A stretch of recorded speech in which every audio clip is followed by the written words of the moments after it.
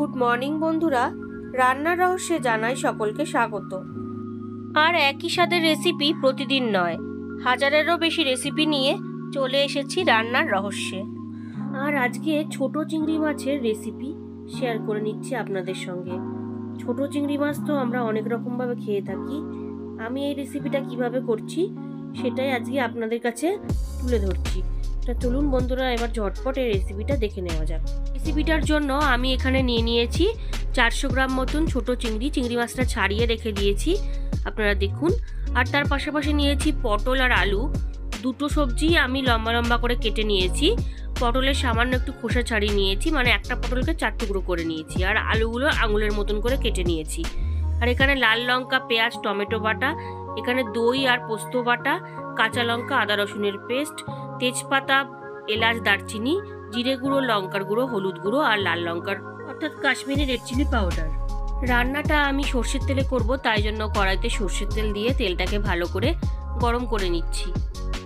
তেলটা ভালো করে গরম করে নিয়েছি, এবার পটলটা দিয়ে দিচ্ছি। আমি এখানে পটল আর আলু আলাদা করে ভাজবো না, পটল আলু একসঙ্গেই ভেজে নেব। এইবার আলুটাকেও দিয়ে দিচ্ছি, সামান্য একটু লাল লাল করে পটল আলুটাকে আমি ভেজে নিচ্ছি। বন্ধুরা, এইভাবে একবার ছোট চিংড়ি মাছ করে দেখবেন, খেতে কিন্তু খুব সুন্দর হয় আর গরম ভাতের সাথে তো খুবই ভালো লাগে।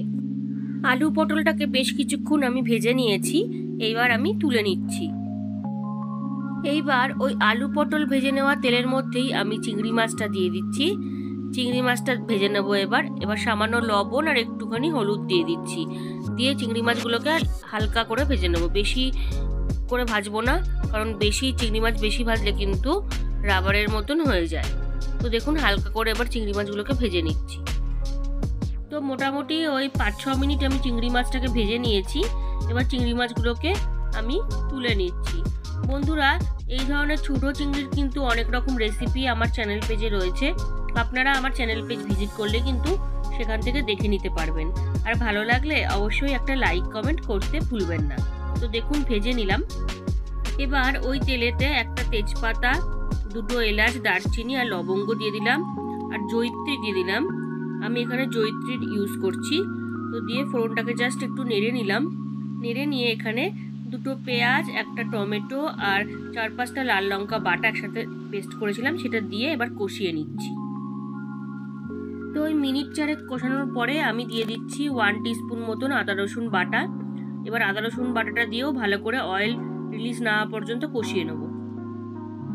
তো বন্ধুরা দেখুন, অয়েল কিন্তু মোটামুটি রিলিজ করেছে। এবার ড্রাই মশলা দিয়ে দিচ্ছি, দিয়ে দিলাম 1/2 টিস্পুন জিরে গুঁড়ো, আর দিয়ে দিচ্ছি এখানে 1/2 টিস্পুন মতন লাল লঙ্কার গুঁড়ো।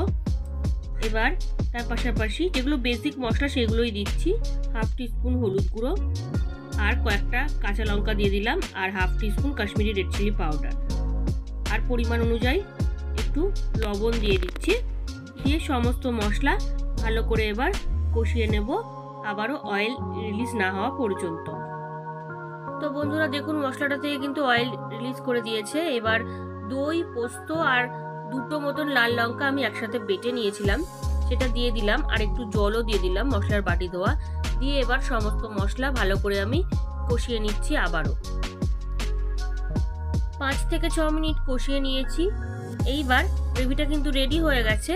এবার ভেজে রাখা আলু পটলগুলো আমি দিয়ে দিলাম, দিয়ে গ্রেভির সঙ্গে ভালো করে আমি মিশিয়ে নিচ্ছি। বন্ধুরা, একবার হলেও বাড়িতে অবশ্যই এই রেসিপিটা ট্রাই করে দেখবেন, খুব ভালো লাগে খেতে। দই ও পোস্তের পেস্টের সঙ্গে কিন্তু ভালো করে আমি আলু আর পটলটাকে কষিয়ে নিয়েছি। এইবার ভেজে রাখা ছোট চিংড়িগুলো আমি দিয়ে দিচ্ছি। চিংড়িগুলো দিয়ে এবার ভালো করে আমি সব কিছুর সঙ্গে মিশিয়ে নিচ্ছি। আর চিংড়ি মাছের সঙ্গে যদি পোস্ত দেওয়া যায় তাহলে কিন্তু সেই রেসিপি বা পদটার টেস্ট দ্বিগুণ বেড়ে যায়। তো দেখুন, ভালোভাবে মিশিয়ে নিলাম। তো এইবার আমি এর মধ্যে জল দিয়ে দেবো। আমি ওই 1 গ্লাস মতন গরম জল রেডি করে রেখেছিলাম, সেই জলটুকু দিয়ে দিচ্ছি। এর থেকে বেশি জল আমি এখানে আর ইউজ করব না।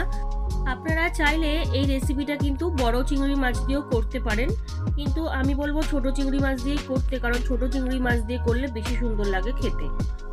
তো বন্ধুরা দেখুন, অলরেডি কিন্তু ফুটতে শুরু করে দিয়েছে। এবার আমি 10 মিনিটের জন্য ঢাকা দিয়ে দিচ্ছি। 10 মিনিট বাদে ফিরে এলাম। আপনারা দেখুন, ছোট চিংড়ি মাছের এই রেসিপি কিন্তু আমার অলমোস্ট ডান। খুব সুন্দর একটা গন্ধ বেরোচ্ছে। আপনারা যখন বাড়িতে রেসিপিটা রেডি করবেন তখন কিন্তু এই গন্ধটা ফিল করতে পারবেন। তো সব কিছু খুব ভালো করে সেদ্ধ হয়ে গেছে। এইবার আমি এর মধ্যে দিয়ে দেব গরম মশলার গুঁড়ো। গরম মশলার গুঁড়োটাকে আমি একটু জলে ভিজিয়ে রেখেছিলাম, 1/2 টিস্পুন মতন সেই গরম মশলার গুঁড়োটা দিয়ে দিলাম। দিয়ে ভালো করে এবার মিশিয়ে নিচ্ছি। আমার তো এই রেসিপিটা দেখে আবারও মনে পড়ে গেল, মনে হচ্ছে এখন যদি পেতাম তো খুব ভালো হতো। তো দেখুন ভালোভাবে আমি মিশিয়ে নিলাম। তো বন্ধুরা, ছোট চিংড়ির এই রেসিপি আমার একদম রেডি হয়ে গেছে। আপনারা বাড়িতে অবশ্যই একবার ট্রাই করে দেখবেন কেমন লাগলো, আর আমাকে অবশ্যই জানাবেন। তো এবার আমি গ্যাসটাকে অফ করে দিয়ে এটা গরম গরম সার্ভ করব। লোভনীয় স্বাদে ছোট চিংড়ি কিন্তু আমার রেডি হয়ে গেছে। ভালো লাগলে বাড়িতে অবশ্যই ট্রাই করবেন ও টেস্টের আনন্দ নেবেন। তার পাশাপাশি লাইক, শেয়ার, কমেন্ট করতে ভুলবেন না। আর নতুন বন্ধুরা যারা এখনো পর্যন্ত আমার চ্যানেলটিকে সাবস্ক্রাইব করেননি, তারা আরও ভালো ও নতুনত্ব রেসিপির জন্য রান্নার রহস্যকে অবশ্যই সাবস্ক্রাইব করবেন। ধন্যবাদ।